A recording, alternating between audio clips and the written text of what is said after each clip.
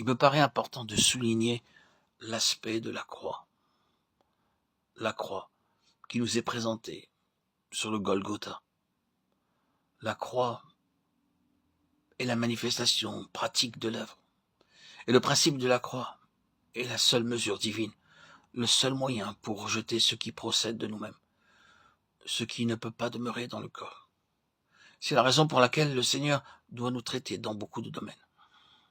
Je ne parle pas ici des péchés, je pense que ce serait rester à un niveau trop bas. J'espère que nous avons, dans un certain sens, dépassé ce stade. Ce que je voudrais dire, c'est que nous ne pourrons jamais apporter dans le corps ce qui vient de nous-mêmes, notre tempérament ou notre savoir-faire par exemple. Vous verrez que Dieu vous touchera dans ce domaine. Parmi nous, certains ont de bons cerveaux. Nous croyons que grâce à ces capacités, nous pourrons avoir une meilleure maîtrise de la parole de Dieu, et qu'ainsi, nous serons de meilleurs serviteurs de Dieu. Mais il n'en est pas ainsi. Vous découvrirez que ce que vous aurez assimilé ne serait rien d'autre que de la connaissance morte. Alors qu'une simple sœur âgée, assise dans un petit coin, sans beaucoup d'instruction, connaîtra, elle, quelque chose du Seigneur. Vous pouvez être pasteur ou serviteur, mais vous découvrirez lorsque vous serez devant elle que Christ se manifeste plus en elle qu'il le fait en vous-même. Vous réaliserez que ce que vous possédez, c'est une chose qui est en dehors du corps. Que le Seigneur nous préserve de simplement servir parce que nous avons un bon cerveau. Nombreux sont ceux qui parmi nous ont besoin d'être délivrés de l'influence de leur tête. Un salut avec un casque, nous en avons besoin. Vos capacités, votre puissance naturelle n'ont rien à faire avec le corps. Tout cela doit être ôté.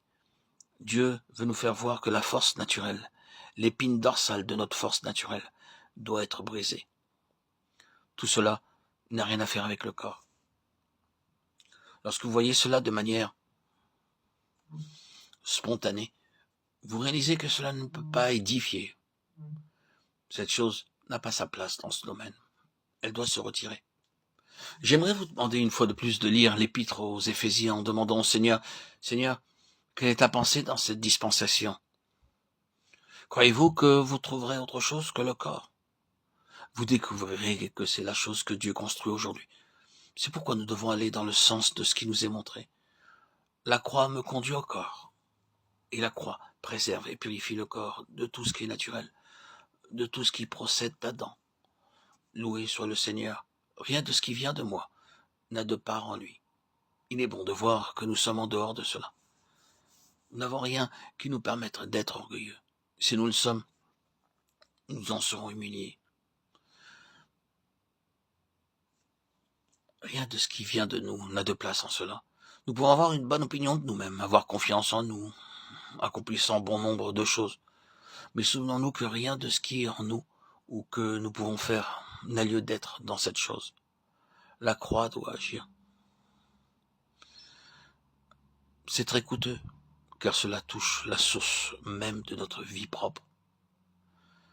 Cela peut concerner quelque chose que vous aimeriez garder précieusement. Mais vous réalisez que cela doit être rejeté. C'est cela le corps. Vous réalisez alors que la question du mouvement auquel vous appartenez en tant que membre individuel doit être réglée.